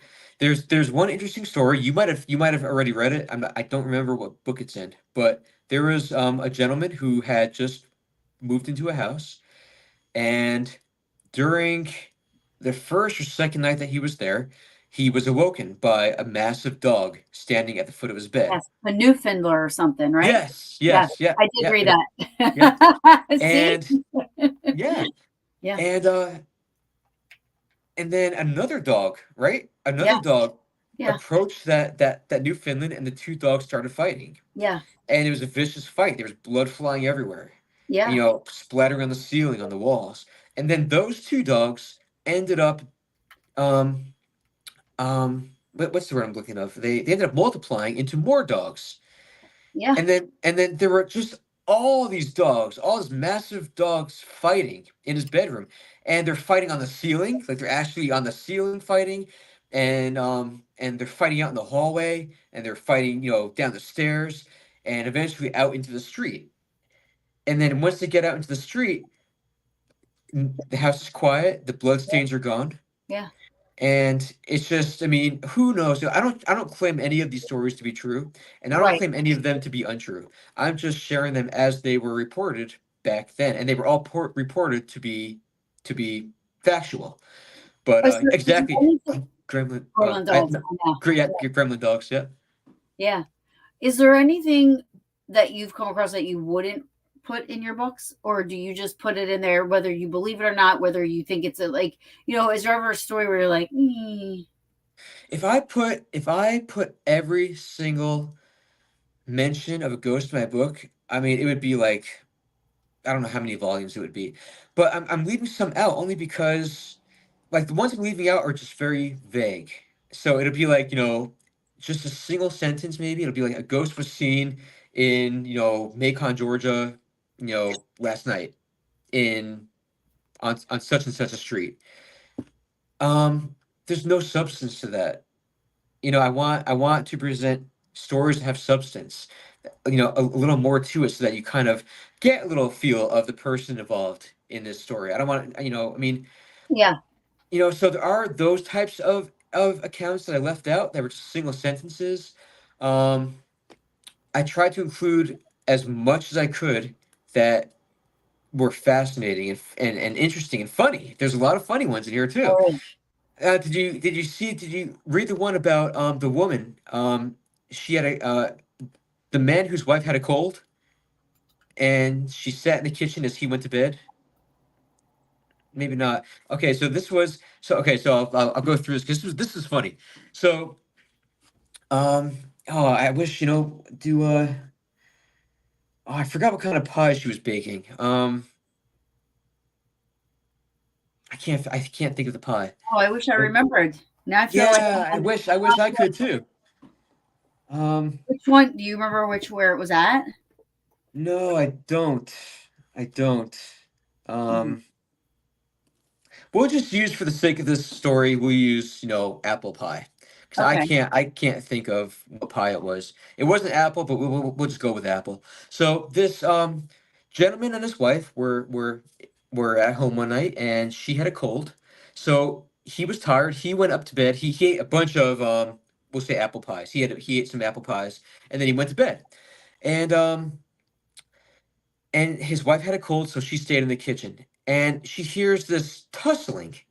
Oh no, I'm sorry, I'm getting mixed up with another story. She comes upstairs. She comes upstairs, and she stands in the doorway. And the husband, looks out into the doorway and sees this woman with a red scarf around her neck. Now, this frightened him because there's a history in this house of a woman who had her throat slit. Oh. So he sees this woman with this red around her neck, and Yeah. he's terrified. He thinks it's this woman's ghost. So he tries to scramble and jump out the window. And his wife, or he didn't know it was his wife at the time, this woman tries to wrestle him back into bed because and everyone can see. Oh, I'm sorry, I'm reading something. I'm reading a note on here. I thought it was a comment. I'm reading a note. Everyone can see and hear you. I hope so. Um, so anyway, his wife's trying to, like, calm him down because he's going crazy. And as he finally gets calmed down, he sees that it's his wife with a red scarf around her neck, which he mistook as the blood from the woman who had her throat slit. And she said, "If I ever knew that you would react like this, I would never make another apple pie in my life." And and I don't remember exactly, like, how the story went, the details of it.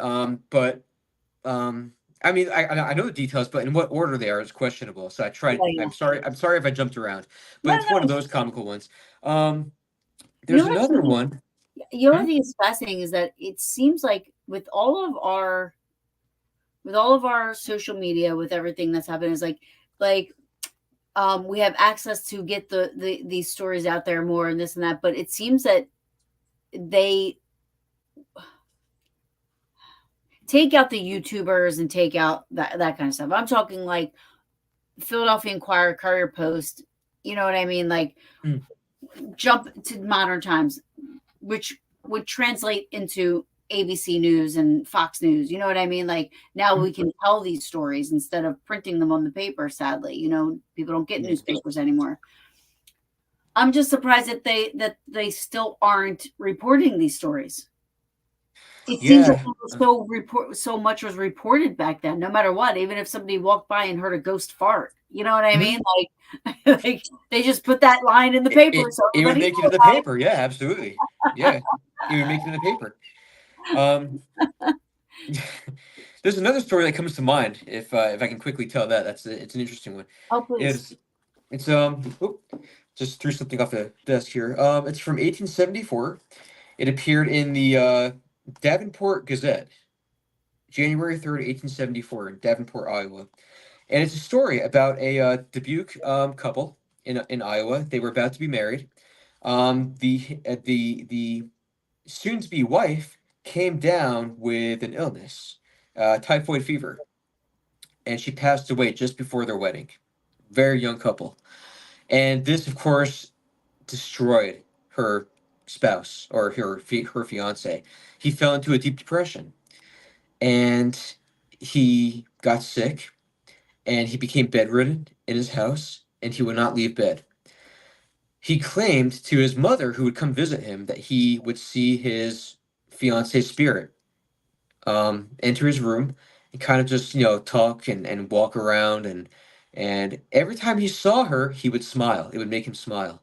Hmm. And he told his mother this over and over and over again, how happy he was, how much he would smile when he saw his fiance's spirit. Of course, he missed her terribly, but it gave him joy to see her spirit. So his mother was the same height and very similar in appearance to his fiance. Oh, So weird. what she did, I know, right? So what she did, I know it's gonna sound like it's taking a little weird twist here, but what she did, and it might be, yeah, it kind of is a weird twist actually. What she did is she went to a clothing store and she picked out attire that her son um gave details to his mother about. Now, she bought this attire, and apparently when she wore it, she looked just like his fiance. Even in face, she was very youthful for her age. So, um, now all this time, his fiance's spirit is still coming into his bedroom and making him smile. So one day, his mother wants to make him happy. She wants to surprise him.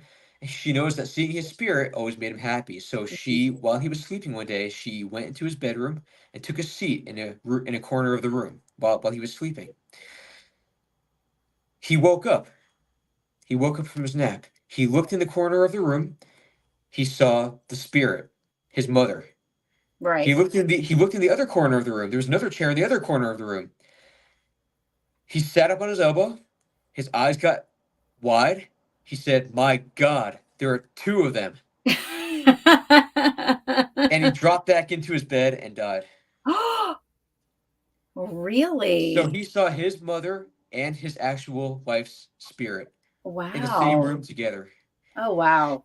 Wow, And wow, wow. it's just an interesting. These are the kinds of stories that I want to include in these books, Yeah, no, I'm telling you, and I love them. they're all reported as fact. Of course, there is just the genuine run of the mill. A spirit was seen. Here, chase somebody. There's a lot of chasing, a lot of spirits chasing people.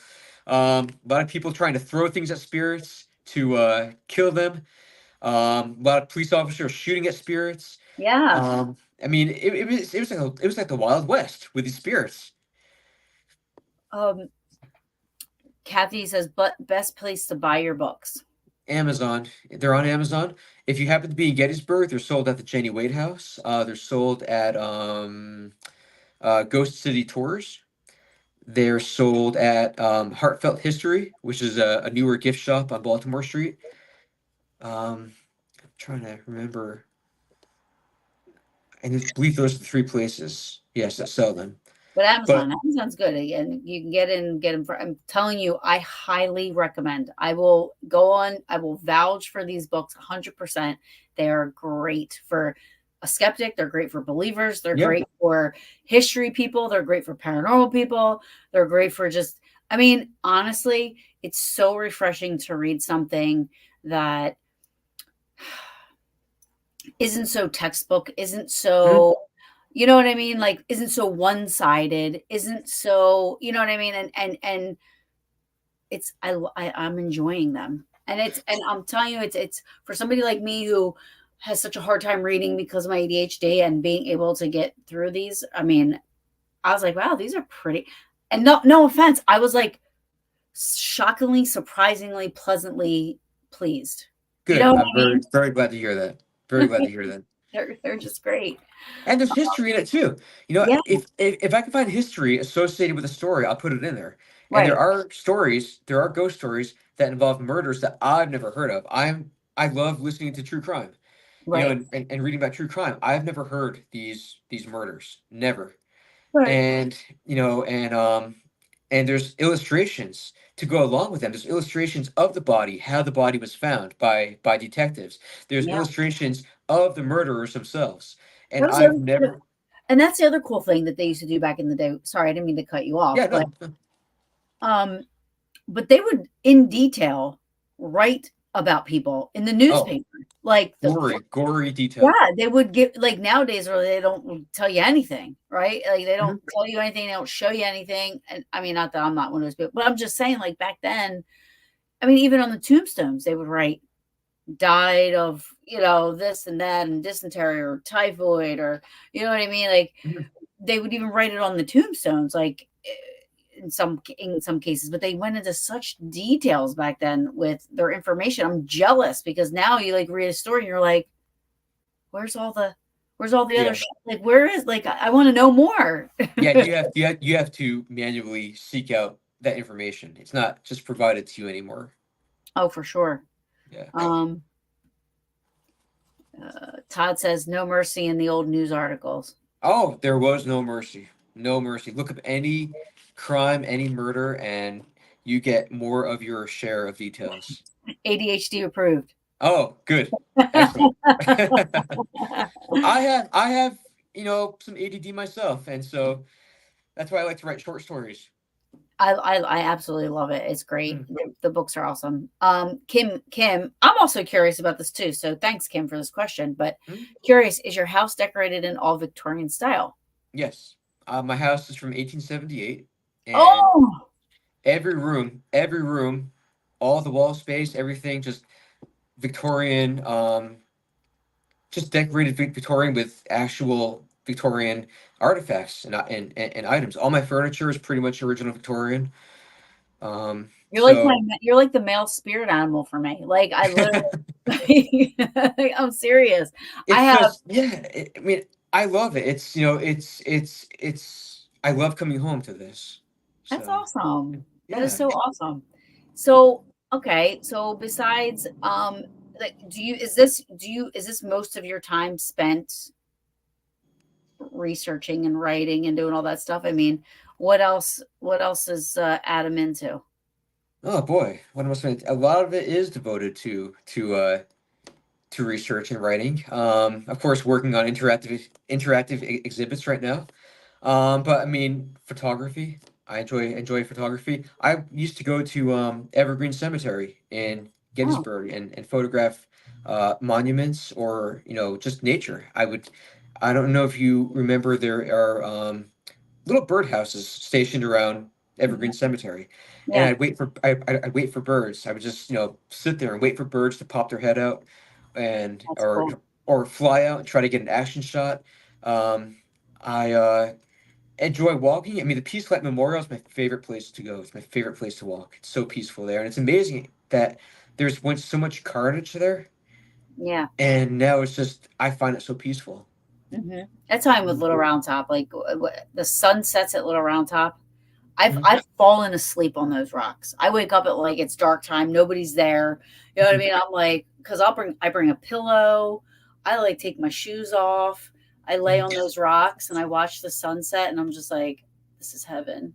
You know Have what you I mean? been have you been to Little Round Top since it reopened? Yes. You have. I haven't yet. Oh, they did such a good job. I cannot complain, and I will not, because the Little Round Top is my heaven on earth. That little piece, and the Eisenhower farmhouse. Have you ever gone Mhm. out there? The Eisenhower farm. Yes. I love going up to the Monk Street Observation Tower Hmm. and just Yeah, overlooking, all the battlefield and yeah. yeah. The Eisenhower farmhouse. You like it's open 10 to 4. You can go inside in their house, Mhm. but the property. Like so, when Little Round Top was closed, I couldn't watch the sunsets there. I had to find somewhere. So I copped a squat on good old Ike's old farmhouse, and they have benches there, and I was like, this is perfect. I'm Mhm. like, I could live here. So I would say if I die before everybody else, like that's where I'm going to be. Mhm. I am Yes. going to be haunting the Eisenhower farmhouse in Gettysburg, because it's already furnished, because Mhm. it's everything in the house is what they had. You know what I Mhm. mean? His cars are there. They still have animals on the property. People care for the property, people clean the house, and there's visitors all the time. That's You know what I great. mean? I've been there in so many years. I want to see it. But I mean, you haunting the Eisenhower farmhouse, the investigator will become the investigated. Yeah, And you already know how to use the equipment, so you would know how to right. communicate already. That's right. I tell everybody I got to come up with like a secret word or something like that. So like when it happens, like actually no, I'm just gonna like be like, okay, hi everybody, it's me. Yes, yes, it's me. I tell everybody go, go. It's Mm. Aaron as a ghost. I would be a whew, I would pick on some people. You would definitely you would definitely send them away with some good evidence. Um You definitely so Kim says you definitely have a past life in that period, bringing the past back to life. I love Victorian style homes. Me too. Oh, absolutely. There's nothing like them. Yeah. Yeah. Um, I have a fascination. Those who know me well know that I am absolutely fascinated with the um 1893 Chicago World's Fair. I mean, I can't get enough of it. I'm fascinated by it. I collect original souvenirs from it. I mean, it's my favorite event in history. really? Yeah. I'll have to Yeah. look it up. You have to send me the name of it so I can look it up. I'm Yeah, curious. and it's not just because of H. Holmes, which is considered America's first serial killer, who used the fair as the background to lure women to stay at his hotel, but it's just the fair itself. I'm just drawn to that fair. Hmm. So yeah, I wonder if you were the creator of that fair or something. You know what I mean? Never know. yeah. I mean, if I can go back in time and see anything, that would be what I would want to go back to and just Interesting. take in everything. I mean, of course, I want to see other things as well, but that would definitely be a stop for me. I always said that I would want to see Gettysburg just before the battle.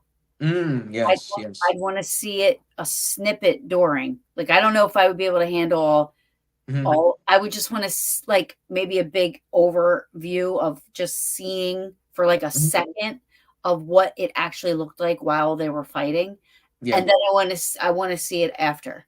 I just wanna Okay. experience it in 3 different you know what I mean? If I Mm. could experience it, like, to see what it was like before, during, and after. Yeah, like maybe witness the armies moving in, right? Yeah, yeah, yeah. Yeah. I Not don't know. not not not necessarily Right. soldiers being killed, but Or just seeing horses. armies. I'm sorry? Or horses. Or horses, yes, or horses. Or their mascots that were doggies. Yeah, yeah, Sally. Yeah, Sally. Yeah. Yeah. I Mm. don't wanna see any of that. No, I wouldn't want to either. But I would wanna, like, from afar, just, like, see the act like, see, like, what I mean, it's ironic how beautiful like you said, I mean, like, it's like, it's so peaceful and it's so Mhm. beautiful. It's, like, so hard to imagine what happened there, you know? Yeah. And that's another thing I don't get. When you're doing your research too, do you ever come up against people that are, like because it happens in the power, which I don't understand it. The historians and stuff like that, where they're, you know, so against. I got kicked out of a Gettysburg page because I said I have a show called Paranormal Brew. I said the word paranormal, and Mhm. they kicked me off the page. Wow. Um, because they are so against it, and it's so crazy to me because we're trying to do the same thing. We're keeping history alive, Mhm. just in a different way. Just because we're not doing it the way you're doing it doesn't mean we're not trying Yeah. to bring it. You know what I mean? Yeah, and this way, the way, so historians, of course, they read books on history. That's how they get their information. They didn't experience it. They weren't alive at the time. They read the books. When you're paranormal investigating, you're communicating directly with those who made that history. It's a direct communication. You can't learn history any other place like that other than through the paranormal. Right. And that's what they don't understand, is that Right. we are communicating directly with history. Those who made the history are communicating. We're getting what happened directly from them, not Right. from a textbook. Right. Right.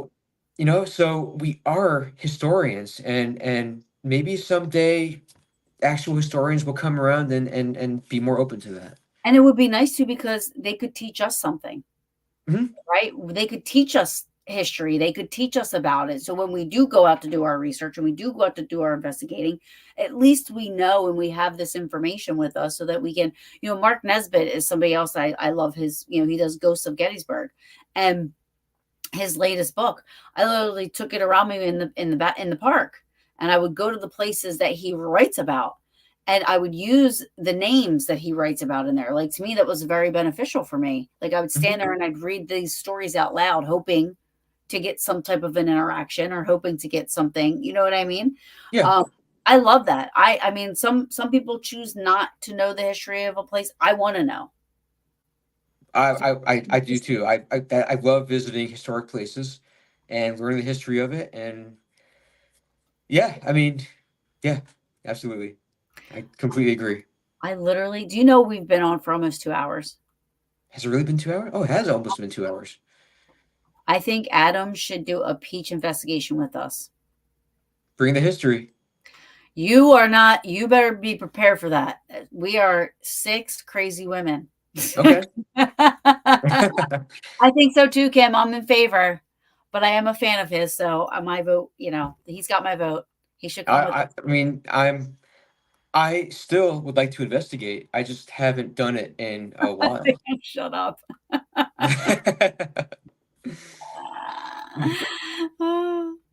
Yeah, that's great. No, I mean, hey, any I mean, I'd love to join anyone on an investigation. Like I said, I Yeah. joined Andy Andrews on his, and Yeah.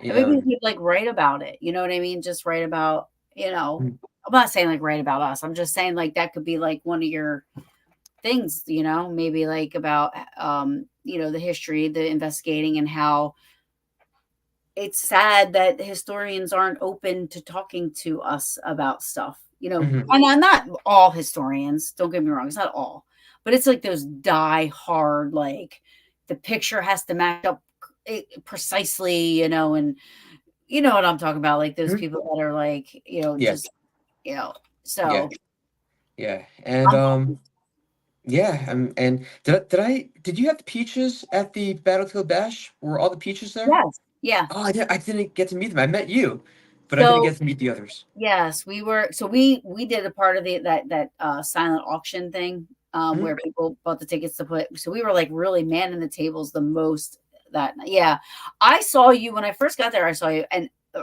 I saw Victorian historian. And I'm like, oh, I need to talk to that guy.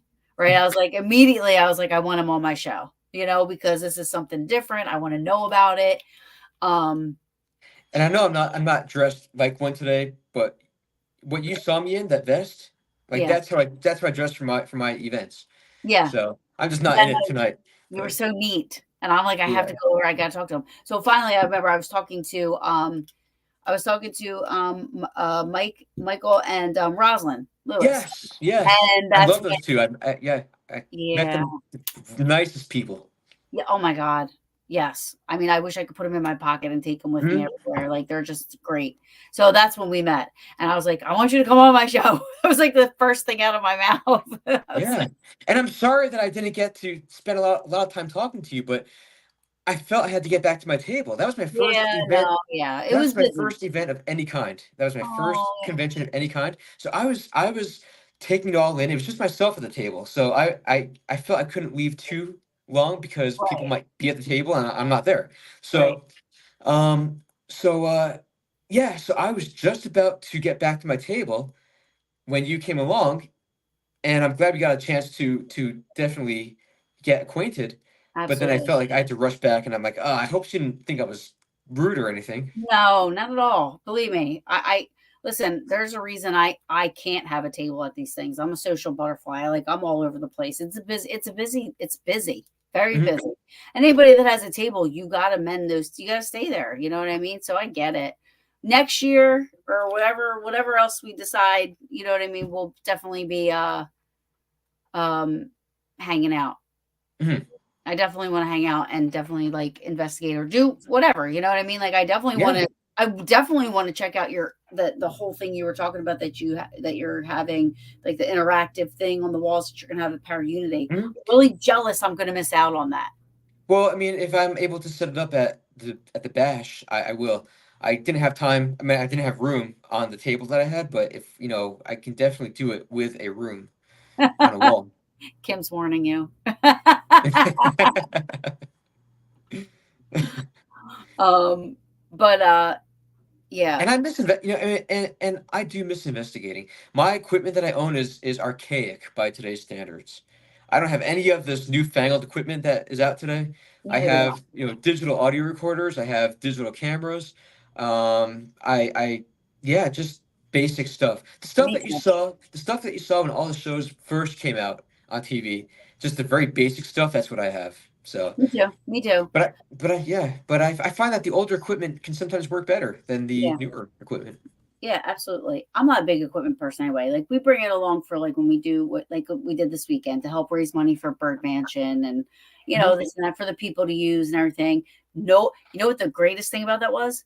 We were like, who here has investigated before? 30 people, right? Signed up for this. Who here investigated before? Not one hand went up. And I was Hmm. like, yes, these are my favorite kind of people, right? Yeah. They were the best. We broke up in two groups.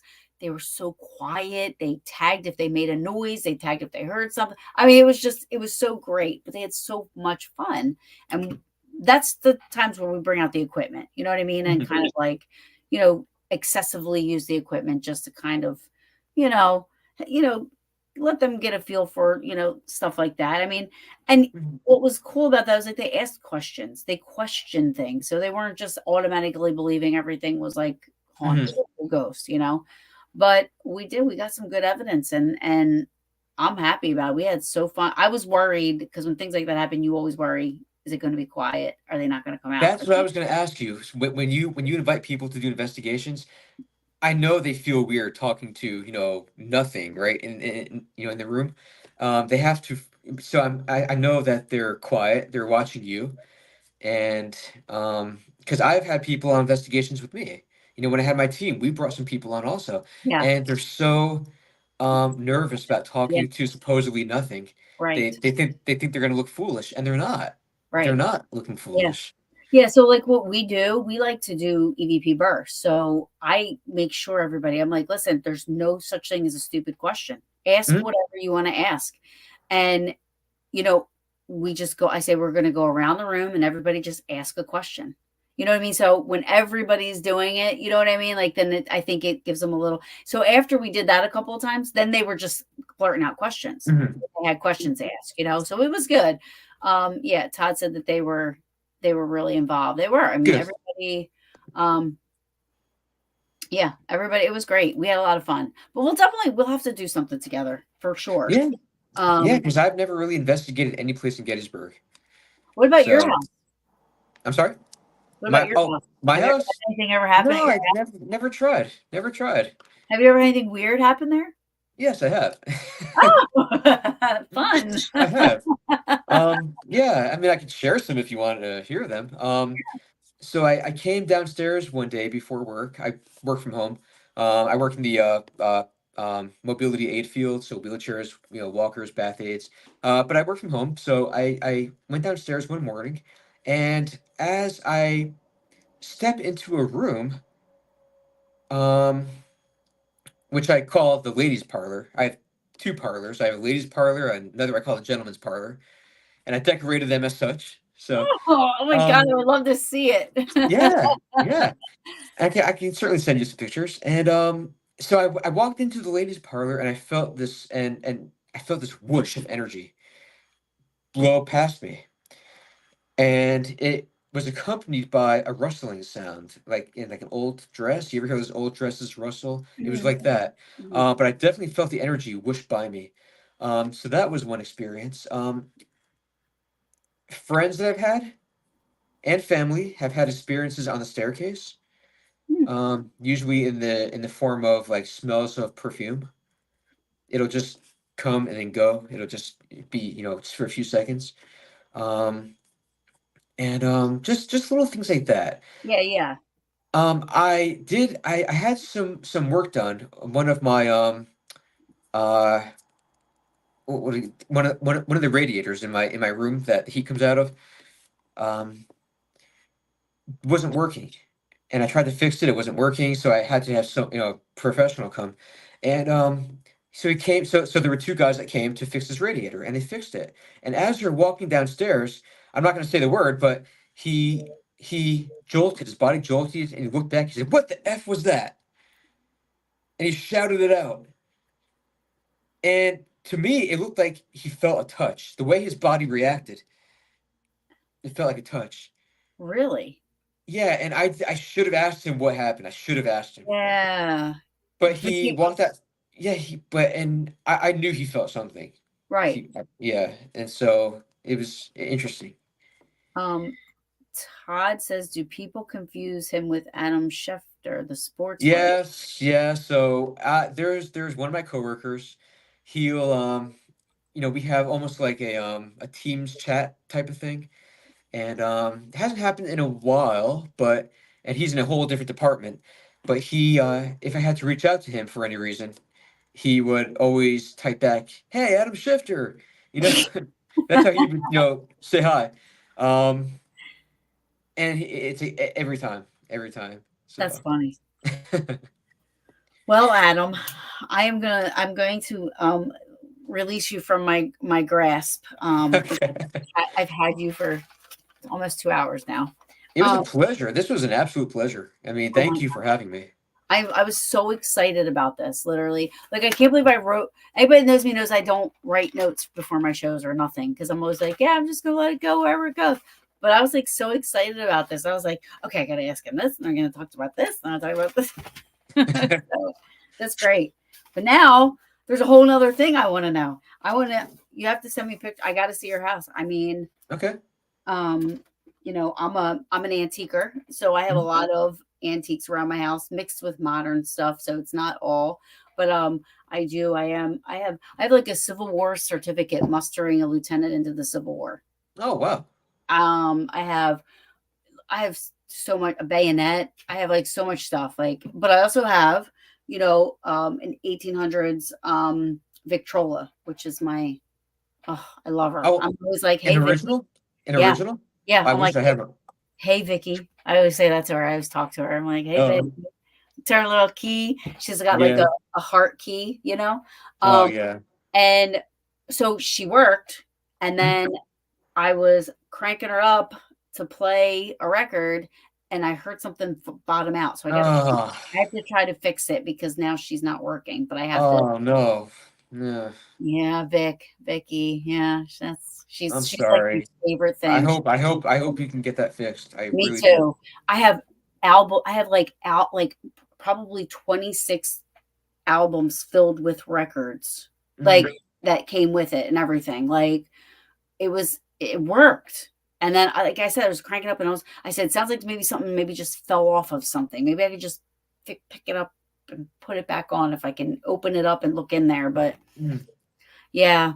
So I love old old chairs, antique furniture, Mhm. medical stuff, old medical stuff. Like I just love it all. So Yeah. I want to see. Um, Yeah, and you have to wonder about the people that own these items. I mean, who touched these before you did? And yes. who cranked that Victrola before you did? Yeah, I know. It's like I love it. The older the better. Give me it. I love it. Mhm. Yep. I love the smell of old when you walk in houses that are Yes. that smell. You're just The that old smell. wood, right? The Yeah. old wood. Oh Yeah. God, I love it. I'm like, can I lay on your floor? I know that's weird to some people, but not not me. I'm like, oh my God.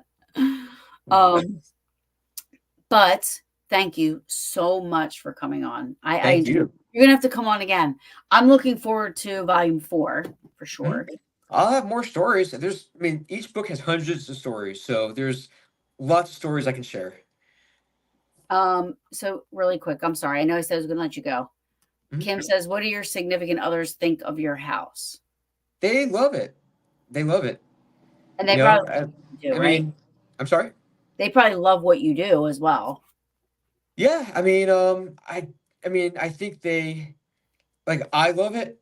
I'm sure they appreciate it, or they Mhm. at least appreciate my passion for it. Yeah. So yeah, I hope that this takes off for you.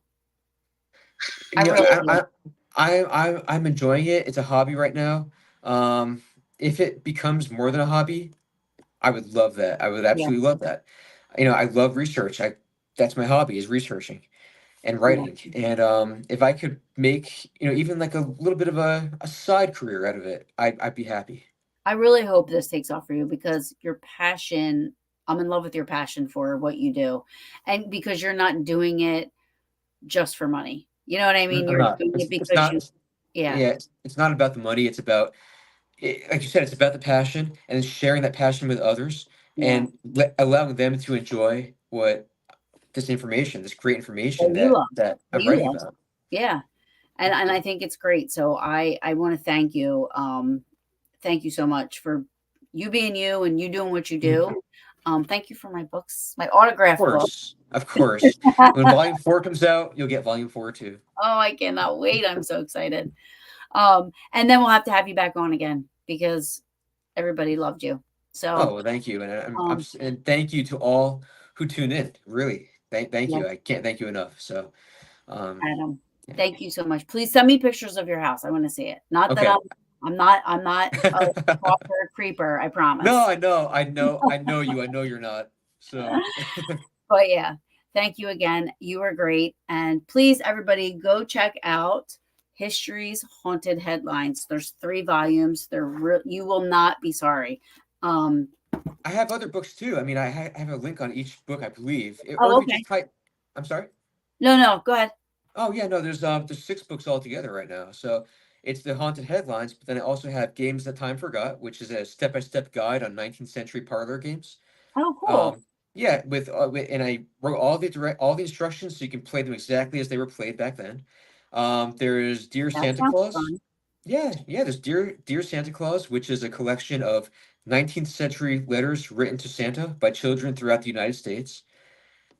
And it's not just Dear Santa, I want this, this, and this. Each letter has substance behind it, so you get a little bit of insight into each child that's writing to Santa. And they talk about, Oh, their life at home. They talk about, fights with siblings. They talk about and there's a little bit of, sadness. There's comedy. There's some of the kids are greedy, and some are like, I want to give all my gifts to the lesser wealthy yeah, children. yeah, yeah. And there's lots of original toy ads. I was able to do research on what these kids were asking for in terms of toys and finding lots of toy ads Oh of, my gosh, I'll have to get your other books now too because and it the book sounds so and cool. the book is 500 pages. Wow. So there's a lot of letters to Santa in there, a lot of pictures. And then the latest one was a book I wrote titled The Rottenest Things on Earth. And it's a story of the Cherry Sisters, who were actresses in the 19th century. They thought that they were great actresses, but they were not. And newspapers editors, newspapers would write reviews of them, and the reviews were terrible. And people would read these reviews and be like, "There's no way these sisters are that bad. We need to see them for ourselves." So Oh, so these that was sisters, these sisters packed houses. They packed theaters all across the country because people had to see them for themselves, and they became a household name. And wow. yeah, and they were the like original so bad they were good. Yeah. So Wow. yeah, Any publicity is any even bad publicity is good publicity. that's exactly it. That's exactly it. Yeah. That's awesome. I will now I got to check out these other ones. It sounds so cool. They all Yeah. sound awesome. And I can follow your writing. So I love it. So thank you. Oh, thank Um you.